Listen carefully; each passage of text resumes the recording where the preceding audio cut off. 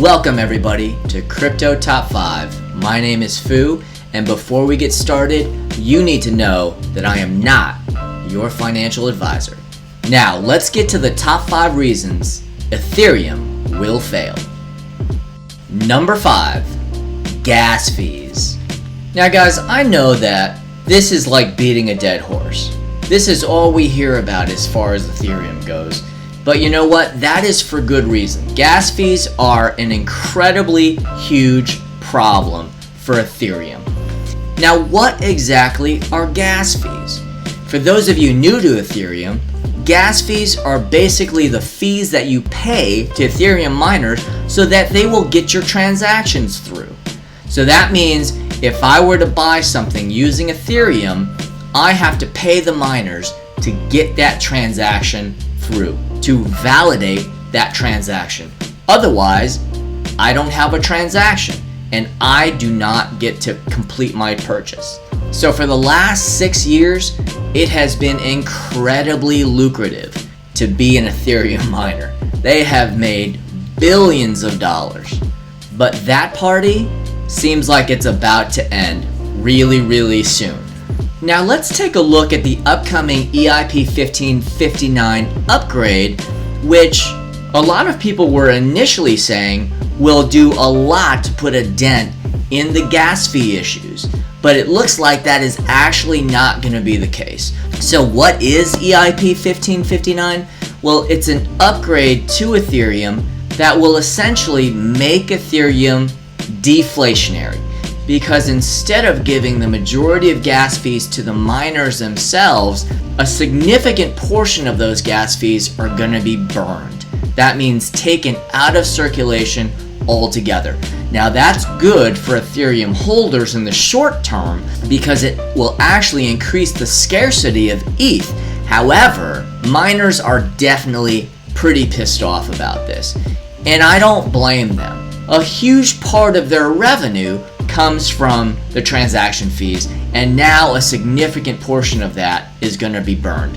There's been a lot of talk of miner revolt, so we will have to see later this summer if that actually comes to fruition. But as far as gas fees go, it doesn't look like EIP 1559 is going to do much of anything at all. And that's due to some other issues that we're going to talk about in just a minute. Now, how expensive did gas fees actually get this year during our bull run? Well, let's take a look at this chart right here. So you can see that at the absolute peak of the bull market, on February 23rd, gas fees reached nearly $400, $373.80. Imagine spending $10 on a cup of coffee and having to pay almost $400 to actually get that transaction through so you can get your cup of coffee. That's insane. That is not sustainable. Now, gas fees have toned down a little bit since we are in a little bit of a dip right now. And currently, as you can see, we are right around $23.19 for gas fees. Now, the reason gas fees fluctuate so much is that they are completely dependent on supply and demand. So the more people that are using Ethereum for transactions such as DeFi transactions or buying NFTs, the higher the gas prices are going to be. Now, Ethereum miners are actually incentivized to keep the gas fees super high. So in effect, a transaction can be delayed or just completely rejected by the miners if you don't meet their gas fee threshold. It's basically a bidding war, which is great for the miners, but really bad for Ethereum. So you have this insane conflict of interest that we're going to talk about more a little bit later. The only real solution for gas fees right now is Ethereum 2.0. Ethereum 2.0 is what will take Ethereum from proof of work to proof of stake. And so we are basically taking miners completely out of the equation. There's a massive mountain for Ethereum 2.0 to climb before it can truly be enterprise grade. Now, on top of the gas fees themselves, imagine this scenario. You make an appointment for a massage and you get to the massage studio having already paid $200 for your massage, and the masseuse never shows up. That would make you pretty pissed off, wouldn't it? But wait, it gets worse. Not only does the masseuse not show up, but you don't get refunded your $200. But you know what? Your back still aches and your muscles are still sore and you still need that massage. So you pay another $200 and finally this time the masseuse shows up. So basically you've paid $400 for a $200 massage. And the worst part about it is the masseuse expects you to be okay with that. You don't even get an apology. Well, that's what it's like to use Uniswap with Ethereum. Definitely not very much fun for the retail investor. Now, I know that Ethereum is getting more and more institutional adoption, but the fact of the matter is, what's going to push blockchain technology to the forefront are not institutions and it's not whales. What's going to push this technology forward, just like any other technology in any other industry, are the retail investors and the retail users. So gas fees really do matter. And even though the billionaires and the whales and the institutions don't care about gas fees, if this issue doesn't get fixed, Ethereum will become obsolete because nobody will use it. Number 4, scalability. Now, what exactly is scalability? Scalability just means, can a network handle extreme growth? Now, to Ethereum's credit, they have a massive network effect because they have first mover advantage. So all of the very first decentralized applications have been built on Ethereum. That is amazing. But along with being incredibly expensive, Ethereum is incredibly inefficient. So as it says here, Ethereum mining generates between 7 to 15 transactions per second. Now, if you want to compare that to Visa, the Visa network processes around 45,000 transactions per second. Now, granted, the Visa network obviously is a centralized network. However, 7 to 15 transactions per second is just too slow, and the efficiency needs a massive upgrade before it can be enterprise grade. Now, Ethereum 2.0 is supposed to fix some of these scaling issues, but as Vitalik says, even with Ethereum 2.0, we're only talking about 2,000 or 3,000 transactions per second compared to the 45,000 transactions that Visa can do. Ethereum 2.0 will also employ something called sharding, which is a way to break up consensus into little tiny pieces and have them validated separately. And this is supposed to speed up the transaction process significantly. However, we know how complex Ethereum is, and sharding will actually make the network more complex and less secure. But let's just say that everything goes perfectly for the rollout of ETH 2.0, and instead of 2,000 to 3,000 transactions per second, we actually get the 10,000 transactions per second that Vitalik believes will happen. Even then, we're still a fourth of the speed of a centralized network like Visa, and as complex as Ethereum is, they have been notorious for their delays. And so right now, we're promised Ethereum 2.0 in about 2 years, but those 2 years could easily double or even triple. So for the foreseeable future, scalability will continue to be an issue, and Ethereum is going to remain expensive and slow. Number 3, competition and project migration. Now, the main reason that Ethereum has been so successful has been its network effect. The fact that it has first mover advantage. Man, when Ethereum first came out, I thought it was the absolute shit. I thought this was an amazing project by an absolute genius of a developer in Vitalik. We had never seen anything like it. But Ethereum has largely been a victim of its own success, and it may crumble under the weight of its own expectations. Now, as Ethereum is dealing with all of these issues with gas fees, with scalability, and with general inefficiency, there are some serious multi-billion-dollar projects that are coming for Ethereum's head. And a lot of these projects already use the technology that Ethereum is trying to implement with ETH 2.0.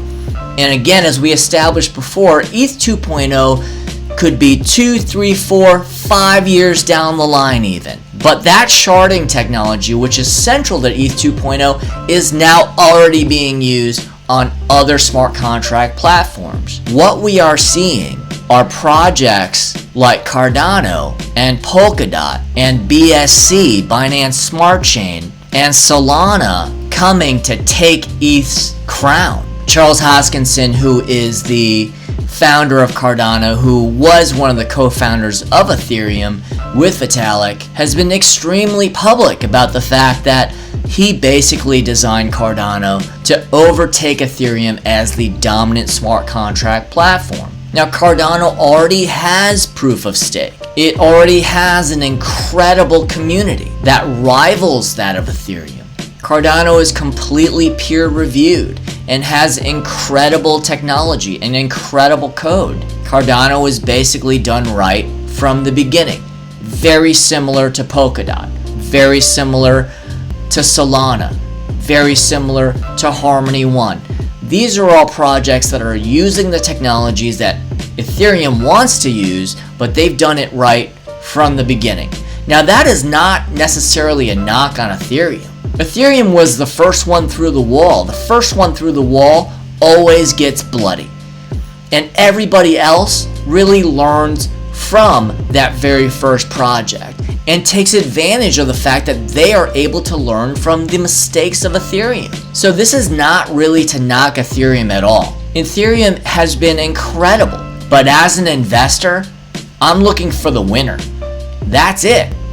I don't care about anything else, because this is not a religion to me. So Ethereum has incredible competition. According to Charles Hoskinson, there are 100 companies, 100 plus companies looking to migrate from Ethereum to Cardano.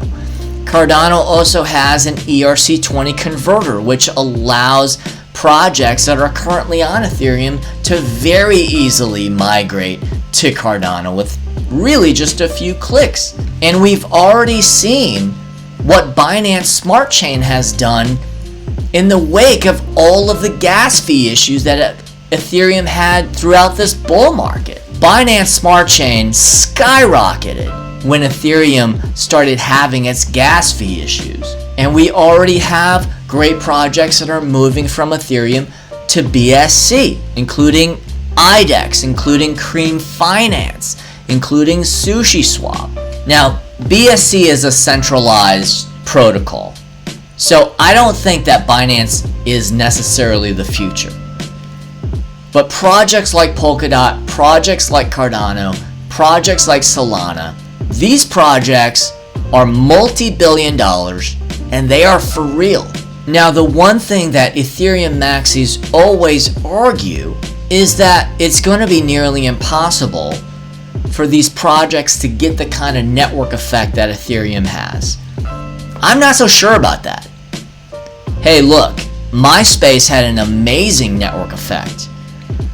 And then Facebook came along and it was just a little bit better, maybe 20% better, maybe 15% better. And it absolutely ate MySpace's lunch. We saw the same thing with Yahoo and Google. We all remember when Yahoo had a chance to buy Google in 1998 for $1 million. That's million with an M, which is absolutely mind-blowing. And then 4 years later, they had another opportunity to buy Google. This time, Yahoo offered $3 billion and Google wanted $5 billion, and Yahoo said, nah. So Yahoo was fucking stupid. I mean, is there any other way to put it? But my point is this. Yahoo had an incredible network effect. It doesn't matter. It doesn't matter that you're the first ones that do it. Friendster was actually the very first social network. Are they still around? During this pandemic, how come we used Zoom and not GoToMeeting? GoToMeeting was the dominant video conferencing software for years. What happened? Zoom came and ate its lunch because it was just a little bit better. So the network effect is overrated, man. It's totally overrated. Ethereum's got to get their shit together. On a quick side note, Yahoo also had a chance to buy Facebook in 2006 for $1.1 billion.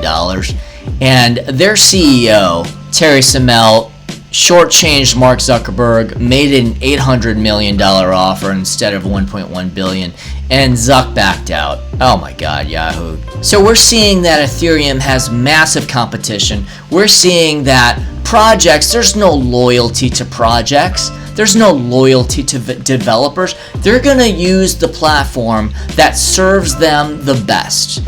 And certainly the retail users, the people who really matter, the people who are going to ultimately decide which projects will succeed and which will fail, they have zero loyalty. They just want something to work well, work quickly, and work cheaply. And those are the Achilles heels of Ethereum right now. So in understanding that as an investor, how can I be bullish on Ethereum going forward? Number 2, the skyscraper effect. Now, I was never a blockchain developer. I was a JavaScript developer, but I understand that building software is like building a skyscraper. It's one thing built on top of another, built on top of another, built on top of another. So every subsequent layer builds upon previous layers, and the previous layers, the foundations, are incredibly important. What Ethereum is that Ethereum is this beautiful skyscraper that's being used for offices, and the floors are full of people, and the lower level has all these coffee shops and cafes. It's a beautiful thing, except the foundation is bad and it's rickety, and they have to go in and they have to fix that foundation. Otherwise, that entire thing is going to crash, or at the very least, they're not going to be able to build any taller. Now, I absolutely love this article by David Max, who is a software engineer at LinkedIn.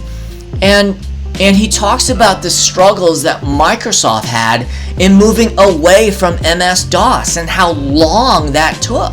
This was a changing of the foundations of what Windows was built upon. So they started in 1988, they launched a team to create a successor to DOS. And it was going to be called Windows NT. If you guys remember that. For those of you super OGs out there who remember this, back in '88. Now, Windows NT first released in 1993, 5 years later. But there were massive issues because Windows NT could run some, but not all of the Windows applications. There was massive compatibility issues. And it wasn't until 2001 when Windows XP was released that they were finally able to migrate over completely from that MS-DOS foundation. So it started in 1988, and they finally accomplished their mission in 2001. 13 years. 13 years. And again, Microsoft had some of the best developers on the planet, working constantly, just like Ethereum has some of the greatest developers on the planet, working constantly. But changing the foundations of what a software is and what a software does is extremely difficult. Extremely difficult. It is a monstrous task. And you're going to tell me that Ethereum 2.0 is going to be out in 2 years? No. I don't believe it. I will believe it when I see it, but I would not be surprised if it was delayed 2, 4, 6, 8, even 10 years. I would not be surprised at all, because Ethereum is even more complex than what Windows was. So again, ask yourself, what is the entire ecosystem going to be like in 5 to 10 years? Is Ethereum even going to matter? Because most likely the issues that Ethereum is currently struggling with are not going to be solved by then. Not fully anyway. And so David Max goes on to say that the lesson learned from this example is that it's much more worthwhile to modify an existing system rather than to build a new one. And thus layer 2 technologies like Polygon Matic That's why Polygon is blowing up, because it's a layer 2 solution that sits on top of Ethereum that at least will address some of the scalability and some of the efficiency issues that Ethereum is dealing with. But is that what we want? Do we want outside companies having to come in and fix our problems if I'm an investor? Or do I want to invest in a project that has it right straight from the beginning? Number 1, drama. Now, when I invest in a project, the last thing that I want is drama. I want stability. I want predictability as much as possible, because nothing's predictable and tomorrow's never promised, blah, blah, blah. But I want as much predictability and stability as possible. And that is not Ethereum. For one thing, EIP 1559, as we've stated before, is going to burn a significant part of the gas fees paid, thus taking those gas fees straight out of the pockets of the miners. So the miner profits are going to drop significantly. Now, if I was a miner, do you think I'd be happy about that? No, I would be pissed. I would be pissed. And that's exactly how the miners are feeling. And so a lot of them are debating whether or not to engage in a 51% attack. Now, what is a 51% attack? A 51% attack is when miners gain majority control over a network and they are able to create havoc in that network by doing such things as reversing transactions and not allowing any transactions to get validated. It would absolutely lock up the entire Ethereum network. This would be a disaster. Now, currently, Vitalik and other leaders at Ethereum are trying to de-escalate the situation. And a lot of people seem to believe that miners eventually will go along with EIP 1559 and not try to destroy the network that's been feeding them so well for the last several years. But that is all speculation. We have no idea what the miners are going to do until EIP 1559 is released. Now, I don't know about you, but that is some serious drama on the level of The Bachelor or The Bachelorette. I mean, this is insane. And you are not gonna mess it up, okay? I'm not gonna mess it up. No. Are you telling me that a network that is worth about $500 billion can be brought to its knees by a bunch of disgruntled miners? I mean, I don't want any part of that. None. You've got to be kidding me. Now, on top of that, even when ETH 2.0 comes out, the CFTC and the SEC are going to be ready for it. Because what they're saying is, when Ethereum moves from proof of work to proof of stake, they could very well be considered a security. And that just brings up a whole host of issues. We see what kind of effect the SEC lawsuit has had on projects like XRP. Now, in light of everything that we've talked about, I simply cannot understand how somebody like Mark Cuban, who clearly does his homework on things and clearly does his due diligence, I do not understand how somebody like Mark is so bullish on Ethereum. Unless he knows something I don't know. But Mark says that Ethereum is actually a better store of value than Bitcoin. And I could not disagree more. First of all, let's talk about the main reason that that can't possibly be true. And that is the fact that Bitcoin has absolutely no rivals. We've talked about the competition that Ethereum has. Multi-billion-dollar, extremely efficient, extremely technically sound, extremely well-run companies with great leaders who are coming for Ethereum's head. Bitcoin doesn't have anything of the such. Bitcoin is one of one. Even the narrative of Bitcoin is perfect for what it is. It has one job and it does it better than any other asset in the history of humanity. Can the same really be said about Ethereum in light of everything that we've talked about? I don't think so. What is a good store of value? A good store of value is something that is rare. Okay, Ethereum is currently not rare. It could be rare if EIP 1559 actually goes through and the miners don't destroy the network, then maybe it'll be more rare. Will it be more rare than Bitcoin? I highly doubt that. What's another characteristic of something that is a great holder of value? We want to make sure that it appreciates. Bitcoin has increased exponentially every single year for its entire existence. And again, that's because it has no competitors. It has an incredible narrative that absolutely fits what blockchain is about and what cryptocurrency is about.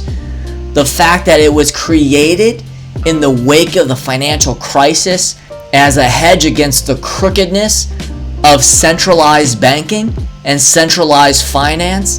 The fact that its founder has never taken a penny, even though if Satoshi Nakamoto did, he would be the richest person in the history of humankind. Bitcoin is simply the most perfect asset that has ever been created. And you're telling me that Ethereum is going to supersede that? Ethereum, this project with a rickety foundation, drama up the ass, and crazy inefficiencies? Do we really know where Ethereum is going to be in 10 years? I have no idea. But I have a pretty good idea of where Bitcoin is going to be in 10 years. It will probably be at $500,000 per coin or more. And it will still be the number one cryptocurrency as far as market cap, most likely. Is that going to be true for Ethereum? Is Ethereum still going to be in second place in 10 years? In 5 years? In 2 years? Listen, I'm telling you, Polkadot and Cardano are coming. Solana and Harmony are coming. eGold is coming. Avalanche is coming. These are all amazing projects that have better technology, that are learning from all of the mistakes that Ethereum has made. So what in the hell would possess Mark Cuban to come to the conclusion that Ethereum is a better store of value than Bitcoin? Well, let's listen to what he has to say about it in his own words. And then so for that store of value aspect for ETH, like saying people will use it a lot, are you saying simply since they expect they'll use it, then they'll just hold on to it more naturally? No, not necessarily. I mean, obviously with 1559, everything changes, right? And what happens going forward is going to really impact how people perceive it specifically as a store of value. But because people are using ETH to buy NFTs, to do more things, and because smart contracts just makes it a little bit simpler to do development, and because we're looking at, hopefully a shorter term evolution to ETH2, and I know a lot of people have been saying that for a long time, I think you'll see there's more reason to buy ETH right now beyond just being a store of value. But it doesn't exclude, being a store of value to buy ETH, if that makes sense. Yeah. Did you see Laura's face when Mark Cuban finished his sentence? I mean, I'm with Laura. I mean, listen, Mark is a really smart guy. He's a billionaire. I'm just not sure if he's fully understanding of what's happening here. And just because you're successful in one sector doesn't mean that you know everything about every sector. The fact of the matter is, I don't think Mark can really articulate why Ethereum is going to be a better store of value than Bitcoin, because I'm not sure there's anything to articulate. I mean, yes, it's true that Ethereum can be used more as a currency, and you can exchange it, you can purchase NFTs, and you can engage in DeFi with Ethereum. But the underlying issues that we just went over is what is going to make Ethereum so volatile in the coming years, and why there is no way I'm going to use Ethereum as a store of value if I actually value my investments. Now let's talk about the Winklevii a little bit, because here we have another set of billionaire investors. Again, brilliant guys. You have to give them credit. I mean, these guys basically bought Bitcoin in 2012, 2013 or so, And some of the Bitcoin they bought, I think, was under $10. Now, the Winklevii compare Bitcoin to gold and ETH to oil. Now, that is a very interesting way to look at this. That's a very interesting comparison. And I actually buy that. I think ETH is digital oil, but not in the complementary way that the Winklevii are saying. I think ETH is oil in that oil, like ETH, has been the foundation of our society. Our entire world runs on oil. Just like really the entire blockchain right now really runs on Ethereum. If you took away Ethereum, there are so many things that we could not do. I mean, Bitcoin would still be around, obviously, but DeFi would be gone, basically. NFTs would be gone. It would just be a completely different landscape. But listen, oil is on the way out. Oil is a dinosaur. And the future of energy of our world is not oil. Now, you condense that timeline a little bit because technology timelines are always more condensed, right? For the last 5 or 6 years, Ethereum has been everything to DeFi and to NFTs. But just like oil, it's going the way of the dinosaurs because there are much better technologies coming. And unlike green energy and solar energy, it's not going to take decades to implement and to replace oil. It may take just a year or two to replace Ethereum. Alright guys, that's all I have for today. I know it sounds like I'm shitting all over Ethereum, and in a sense I am, but I'm speaking strictly from the perspective of an investor, whether or not I want to put my money into this. I don't care about anything else. I'm not a fan of Ethereum, and I'm not a hater of Ethereum. I have a completely objective viewpoint. Look, if EIP 1559 and Ethereum 2.0 do what they say, I think that's amazing.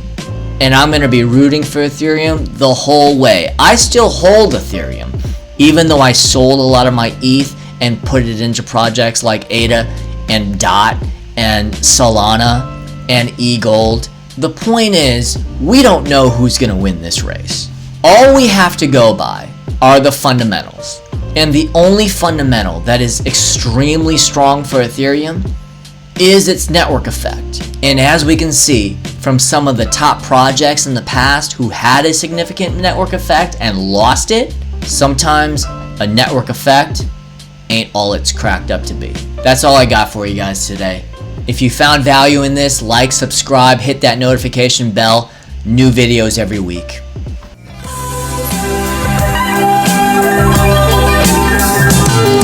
Hip-hop's got me stuck from the hands and beat up. The mic's been crafted, I'm attracted ever since I came past it. Grabbing hips with action kept me laughing straight through the sadness. One love in hip-hop, one love in the